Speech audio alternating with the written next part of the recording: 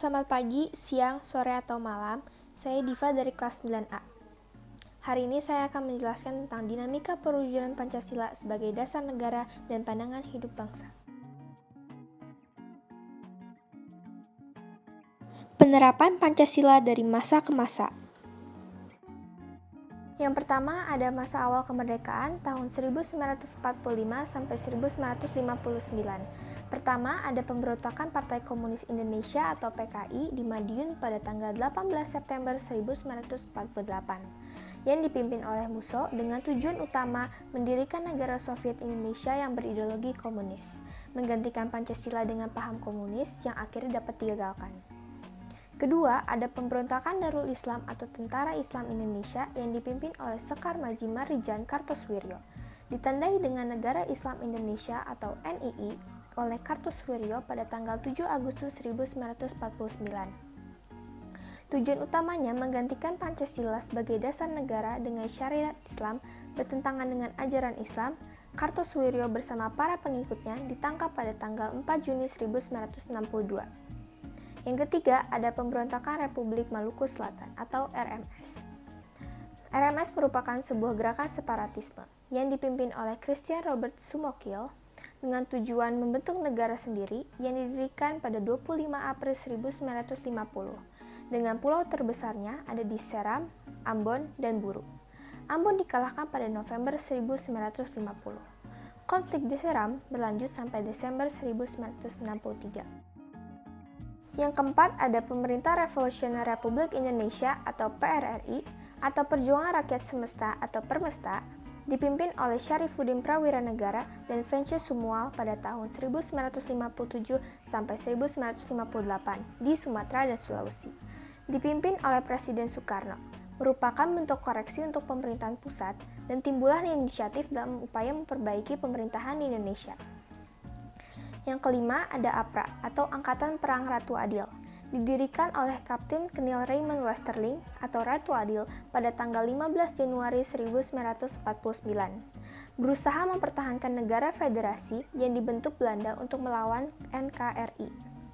Berhasil menduduki wilayah Bandung serta berhasil menewaskan beberapa tokoh bangsa.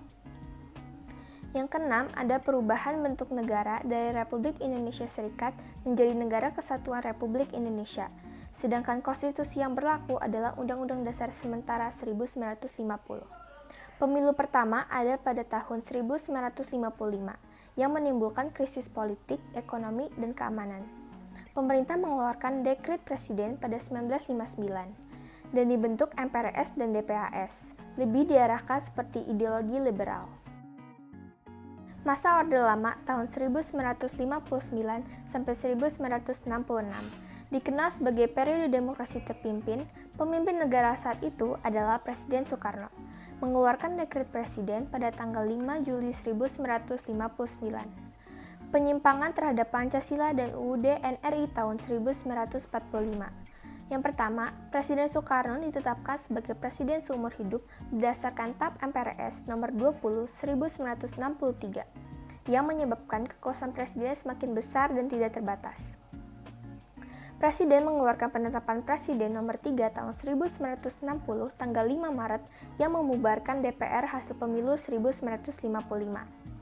Presiden membentuk MPRS yang anggota-anggotanya terdiri atas anggota DPR GR, utusan daerah, dan utusan golongan yang semuanya diangkat serta diberhentikan oleh Presiden.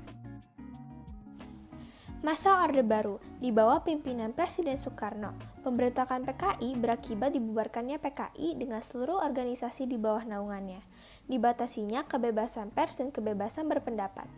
3 partai, kebebasan berpartai dibatasi. Pertama, ada Partai Persatuan Pembangunan atau PPP, Golongan Karya atau Golkar, dan Partai Demokrasi Indonesia atau PDI. Beberapa peristiwa pelanggaran hak asasi manusia. Pertama, ada kasus Tanjung Priuk, kedua ada kasus Marsinah, dan ketiga ada kasus wartawan Udin dari Harian Bernas Yogyakarta. Dinamika nilai-nilai Pancasila sesuai dengan perkembangan zaman. Hakikat ideologi terbuka. Keterbukaan Pancasila mengandung pengertian bahwa Pancasila senantiasa mampu berinteraksi secara dinamis. Nilai-nilai Pancasila tidak berubah, namun pelaksanaannya disesuaikan dengan kebutuhan dan tantangan nyata yang kita hadapi dalam setiap waktu.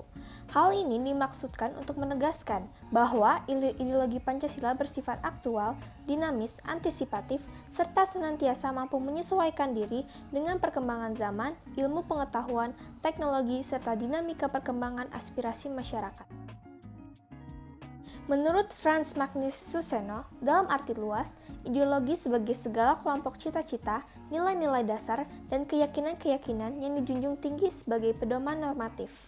Sementara itu, dalam arti sempit, ideologi adalah gagasan atau teori menyeluruh tentang makna hidup dan nilai-nilai yang mau menentukan dengan mutlak bagaimana manusia harus hidup dan bertindak.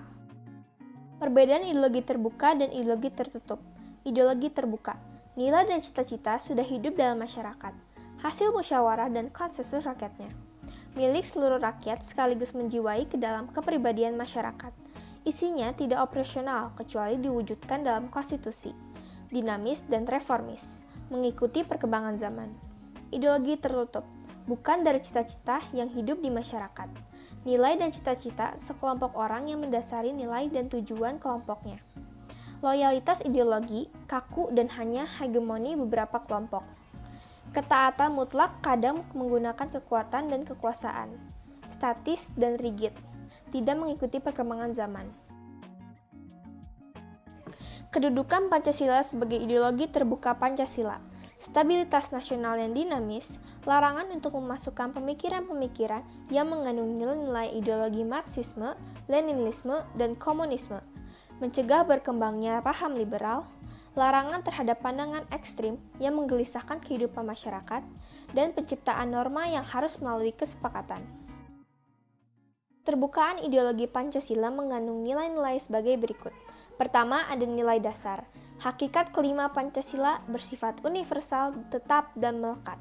Perwujudan nilai dasar Pancasila sebagai ideologi terbuka. Pertama, ada nilai ketuhanan dalam Pancasila, nilai kemanusiaan dalam Pancasila, nilai persatuan dalam Pancasila, nilai kerakyatan dalam Pancasila, dan nilai keadilan dalam Pancasila. Kedua, ada nilai instrumental. Bisa diartikan penjabaran dari nilai-nilai dasar ideologi Pancasila berupa peraturan perundang dan lembaga pelaksananya. Misalnya, Undang-Undang Dasar, ketetapan MPR, UU, serta peraturan perundang-undangan lainnya. Ketiga, ada nilai praksis. Realisasi dari nilai-nilai instrumental berupa suatu pengalaman nyata dalam kehidupan sehari-hari dalam bermasyarakat, berbangsa, dan bernegara. Dapat dilakukan perubahan dan perbaikan atau reformasi sesuai perkembangan zaman dan aspirasi masyarakat. Dimensi idealisme bersifat sistematis, rasional, dan menyeluruh. Pada hakikatnya, bersumber pada filsafat Pancasila, bersumber pada suatu nilai-nilai filosofis atau sistem filsafat, memberikan harapan, optimisme, serta memberikan motivasi pendukungnya untuk berupaya mewujudkan cita-citanya. Dimensi normatif dijabarkan dalam suatu sistem norma. Pancasila terkandung dalam pembukaan Undang-Undang Dasar Negara Republik Indonesia tahun 1945 yang merupakan tertib hukum tertinggi dalam negara Republik Indonesia. Dimensi normatif merupakan stats fundamental norm. Dimensi realitas mencerminkan realitas kehidupan yang berkembang dalam masyarakat. Pancasila harus mampu dijabarkan dalam kehidupan masyarakatnya secara nyata, baik dalam kehidupan sehari-hari maupun dalam penyelenggaraan negara. Perwujudan nilai-nilai Pancasila dalam berbagai kehidupan. Perwujudan nilai-nilai Pancasila dalam bidang politik dan hukum. Membangun sistem pemerintahan yang sesuai dengan perkembangan zaman. Lembaga negara baru sesuai dengan amandemen Undang-Undang Dasar Negara Republik Indonesia tahun 1945 adalah DPD, MK, dan KE. Pembangunan dalam bidang hukum bersumber pada nilai-nilai Pancasila sebagai sumber dari segala sumber hukum.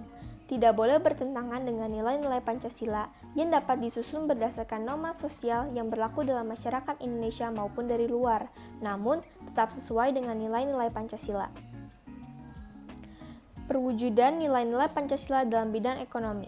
Sistem ekonomi yang dijiwai oleh nilai-nilai Pancasila, landasan operasional sistem ekonomi yang berdasarkan nilai-nilai Pancasila yang ditegaskan dalam Undang-Undang Dasar Negara Republik Indonesia tahun 1945 pasal 33. Yang keempat, ada perwujudan nilai-nilai Pancasila dalam bidang sosial dan budaya.